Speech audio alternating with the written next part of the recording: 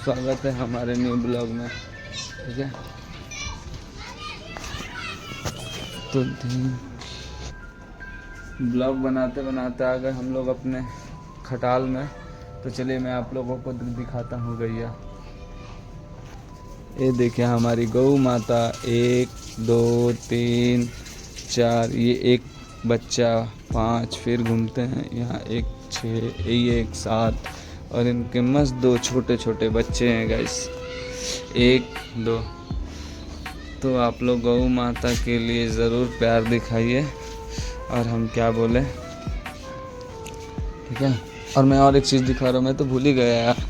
देखिए ये गौ माता थोड़ा सा कहीं बाहर घूमने गई थी, ये तो कुछ जो बदमाश होते हैं वो इन्हें मार दिए। जिसको भी दूध पीना है मेरे खटाल आओ।